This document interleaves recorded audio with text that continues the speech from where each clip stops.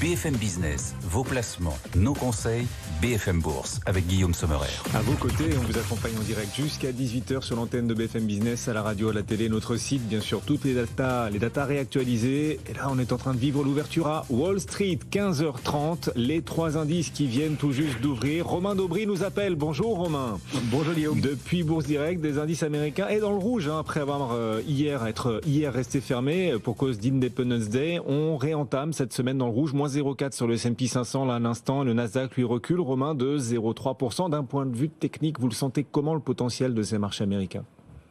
Faible. On considérait que ce rebond sonnait un petit peu creux sur les indices américains, même si on savait qu'il pouvait être important, faute de pression baissière. En fait, on a des vendeurs dans les carnets, et puis d'un coup, on voit que les carnets se vident, et puis le marché remonte, et donc on a eu ce gros gap haussier vendredi sur les indices américains. Et là, on bute sur des niveaux, que ce soit sur le Nasdaq ou le S&P 500, qui sont des tops annuels ou quasiment.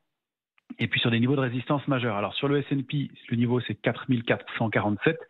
On ouvre en dessous et sans gap baissier, mais quand même avec une petite baisse.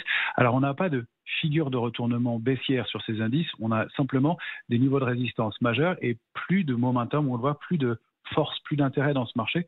On rappelle que la consolidation, elle avait débuté au moment de l'échéance technique des marchés dérivés du 16 juin dernier sur les indices américains, et que depuis, on avait symboliquement fait un plus haut en fin de semaine dernière sur le S&P, mais c'était très ténu et on n'avait pas de source de relais dans ces mouvements-là. Et on considère qu'en amont, il y a des minutes de la Fed ce soir, et puis des chiffres mensuels de l'emploi aux États-Unis vendredi, et puis surtout de la saison trimestrielle des publications qui débutera avec les bancaires américaines à partir du vendredi 14 juillet. Les opérateurs pourraient être un petit peu prudents. D'autant plus qu'on voit la volatilité se compresser un petit peu sur le VIX, donc l'indice du stress sur l'indice S&P 500, l'indice majeur américain. On voit qu'elle remonte un petit peu alors qu'on était en zone de complaisance. Donc peut-être un petit rappel à l'ordre, un petit coup de stress pour les opérateurs à court terme. On a des cibles de correction qui ne sont pas énormes, mais on peut viser sur le S&P, pourquoi pas 4385 et puis 4273. Sur le Nasdaq, si on bute donc contre ce niveau intermédiaire, ce niveau majeur de 15 265, le premier niveau de retracement idéal, ce serait 14 574. Voilà quelques niveaux techniques, quelques seuils à avoir en tête sur ces marchés américains. Marché américain, Wall Street, on suivra ce soir les minutes de la Réserve fédérale, ce sera à partir de 20h. Ici, en France, on est au plus bas du jour, Romain, moins 0,83% sur le CAC, 7308 points. Et mine de rien, c'est la 3e baisse d'affilée aujourd'hui. C'est-à-dire que depuis qu'on est dans ce deuxième semestre, depuis qu'on a entamé ce deuxième semestre, on n'a connu que des baisses pour l'instant sur le CAC 40.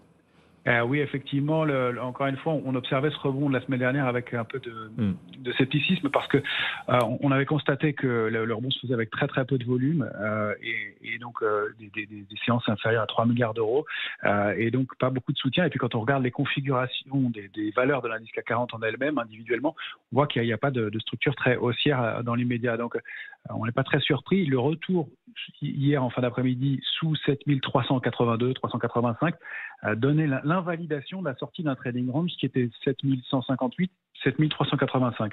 On disait que pour confirmer cette sortie, il fallait passer 3 séances au-dessus. Et bien à la 3e séance, on a fléchi et on est repassé à l'intérieur. Cette invalidation, elle donne quand même un signal de faiblesse à court terme, en tout cas dans la tendance. Encore une fois, on n'a pas de figure de retournement. Et puis les indices européens, à l'image de l'Eurostoxx C50 qui bute contre 4411 points depuis la mi-avril, eh bien, ne donnent pas de figure de retournement à ce stade, mais en tout cas des signaux de faiblesse. Et même si on a des amplitudes hebdomadaires importantes, à plus de 4% la semaine dernière, en fait, il n'y a pas réellement de tendance et pas réellement de force dans ce marché.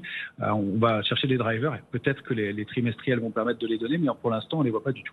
Merci beaucoup, Romain Daubry, qu'on retrouvera tout à l'heure pour la suite de cette séance depuis les bureaux de Bourse Direct, 15h35. Et donc, on est en baisse à nouveau, c'est vrai, sur le CAC 40, moins 0,86, 3e repli d'affilée. Bon, on avait bien progressé la semaine dernière, donc on relativise quand même ce repli depuis quelques jours.